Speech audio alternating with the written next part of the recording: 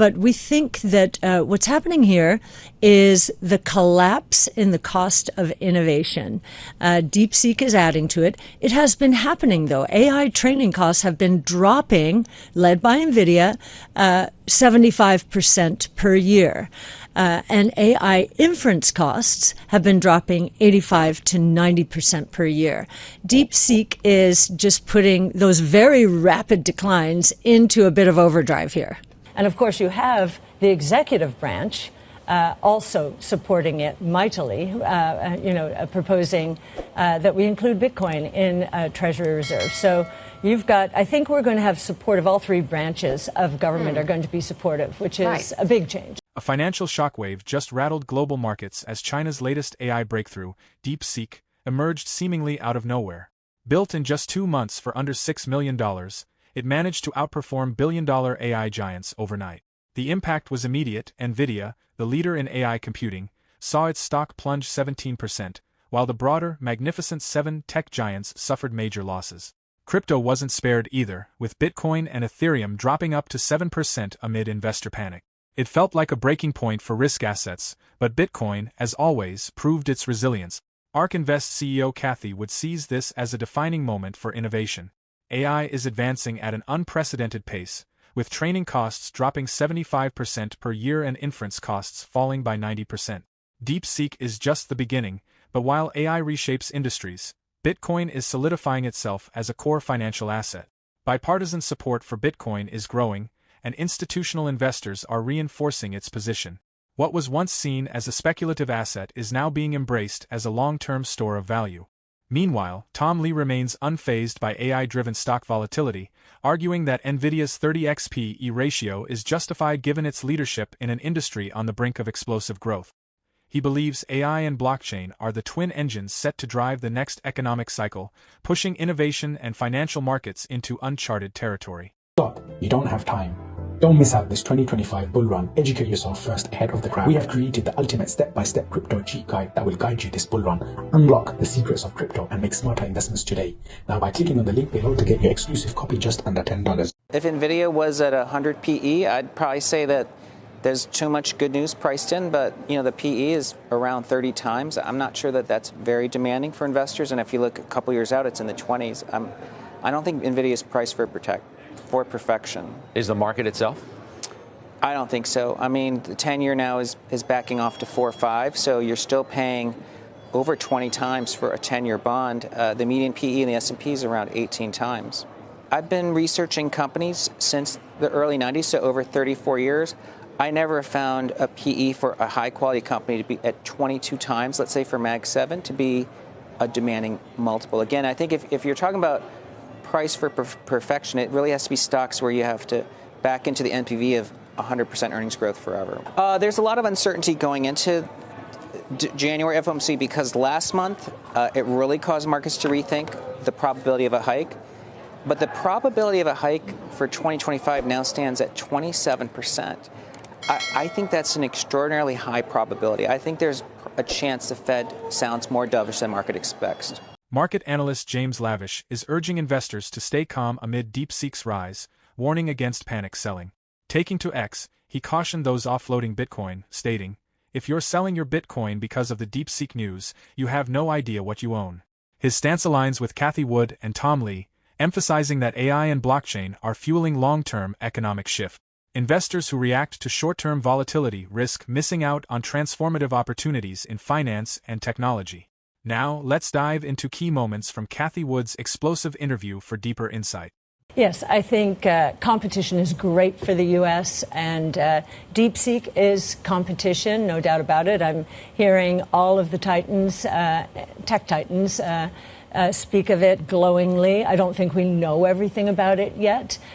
So, no, I think it's competition is good for the United States. Lowering costs is great for the world.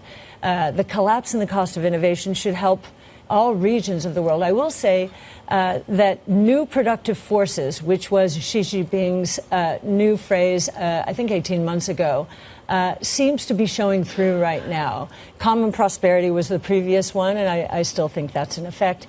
That was more about margins. This is about innovation. So we're looking more closely at China now.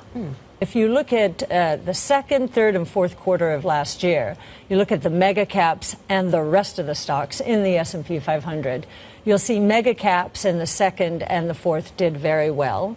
And the smaller cap stocks did very well, much better than the mega caps in the third quarter. I think there's a little bit of a tug of war evolving here. And if we're right, the most massive concentration in the market in history, worse than the Depression, is probably going to give way to a broader-based bull market. We're seeing that in our portfolios, and it really did start right around, actually, the day after the election. And I think one of the most important things is going to happen is regulations coming down. Even in AI, in the United States, their regulations started to intrude in a technology that is today where the internet was in the early 90s. We don't even know what we have yet. Yeah. We're as excited as back then, but now is not the time to regulate it heavily. Do you need to be sitting on billions or trillions of dollars in cash to excel in AI in the next 5 years? Well, I think DeepSeek just taught us that the answer is less than people thought. You don't need as much cash as we once thought. I don't know if the number is right, 6 million to train that model. That's unbelievable. It's a tenth or less. Now, many people don't believe that. But again, it fits in with the costs collapsing thesis. They were collapsing anyway. DeepSeek has just stepped it up a notch. Yes, if you look back at the Depression, I'm not going to get all of these numbers right. What you'll see is the massive concentration took place until 1932. Yeah. At which point the market started broadening out. And small or mid-cap stocks back then way outperformed large-cap stocks. And it makes sense. They had been absolutely destroyed during the Depression, which was binary. Is this company going to survive or not? With output down 30%, GDP down 30%. It is surprising to me that we got to an even greater point of concentration than the Great Depression. It tells you that in an underlying sense, there was a lot of fear in the market and that investors were piling into cash-rich companies that, oh, by the way, had, a leg up perhaps in this new thing called AI. Now I think it's just going to broaden out. I think we will get significant clarity in terms of regulation. We will get legislation as well. I think many more policymakers in Washington understand that this was a single vote issue for many voters, especially young voters. And so this is becoming much more of a bipartisan issue. And of course, you have the executive branch also supporting it mightily, proposing that we include Bitcoin in Treasury reserve. So you've got, I think we're going to have support of all three branches of government are going to be supportive, which is a big change. Cathie would seize DeepSeek's rise as a game changer, accelerating AI's cost collapse and making innovation more accessible. With AI training costs dropping by up to 90% annually, she believes this shift will drive global economic growth. Beyond AI would predicts a major market transformation, similar to post-Great Depression trends, where small and mid-cap stocks outperformed after years of mega-cap dominance. She also highlights Bitcoin's low correlation to traditional markets, reinforcing its role as a true digital monetary system. Meanwhile, DeepSeek's rapid AI breakthroughs, built in just 2 months for $6 million, are challenging U.S. tech dominance and proving that innovation costs are falling fast. Wood points to the rise of stablecoins as a gateway to DeFi, while resistance to central bank digital currencies is growing in states like Florida. As Bitcoin gains increasing institutional support, Wood predicts its role as a financial safe haven will only strengthen. Now, let's dive into more insights from her interview. This is the layer of the internet that developers did not build in the early 90s because no one thought anyone would buy or use financial services on the internet. I remember back then, no one was going to give their credit card to the internet, right? This is the next big wave, and it's a huge efficiency move for the financial services sector. So in terms of Bitcoin specifically, it is really the leader in a new asset class. And we have a paper out on that. You can see the low correlations, which do define a new asset class. And it is a global monetary system. It's a very big idea. If anything, what we're seeing with the stablecoin movement, which is how people, it's the on-ramp into decentralized financial services. They're all backed by Treasury securities, which de facto they're backed by the dollar. So we think that movement is gaining momentum here, especially now with the deregulation. You say they're rules-based. I said Bitcoin was rules-based. Okay. 21 million units, and we're nearly at 20 million now. So that scarcity value will continue to support Bitcoin going forward. I live in Florida, and the governor of Florida, Governor DeSantis, has said he will never allow a central bank digital currency to be used in Florida. I think Texas has said the same thing. This is a states' rights issue, and it's all about privacy. Many people here in Europe don't think we care about privacy. On this one, on this score, we care about privacy. And this president very much supports that point of view. We went through another period like this. It was 2017.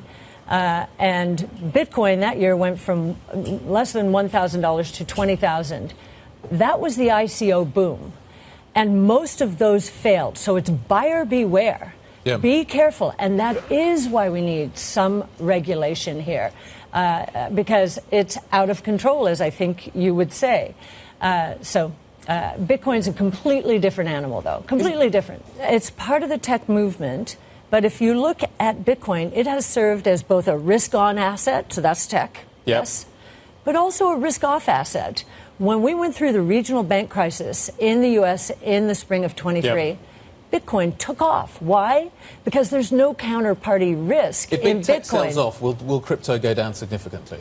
The correlations are there is a correlation, but it is not as high as, small cap equities to large cap equities. The more institutions get involved, the more correlations will go up. But right now, if you look at the statistics, the correlations in terms of returns and risk among these assets, very different.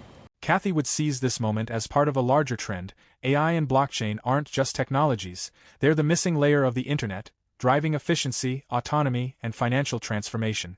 AI is breaking barriers with training costs dropping 75% annually and inference costs falling 90%, making breakthroughs like DeepSeek possible. Meanwhile, Bitcoin's decentralized, rules-based framework is emerging as a counterweight to economic uncertainty, solidifying its role in the evolving financial system. Despite concerns over AI valuations, Tom Lee is doubling down on AI-driven growth, arguing that NVIDIA's 30x PE ratio is justified given its dominance in a sector poised for exponential expansion. He believes AI and blockchain aren't competing forces but rather twin engines powering the next financial supercycle. As AI reshapes industries, Bitcoin isn't just surviving, it's becoming a fundamental pillar of a new financial era. Wood sees this as a sign of AI's accelerating adoption, with stablecoins gaining traction and Bitcoin proving its resilience. She predicts the next wave of financial innovation will come from the convergence of AI and blockchain, driving efficiencies, reducing costs, and decentralizing global markets in ways we have yet to fully grasp. As we wrap up, could Bitcoin surpass gold's $18 trillion market cap in the next decade? Let us know your thoughts in the comments below. For more Daily Dose Crypto news, check out these 2 awesome videos on your screen. Click now and we will see you on the next video.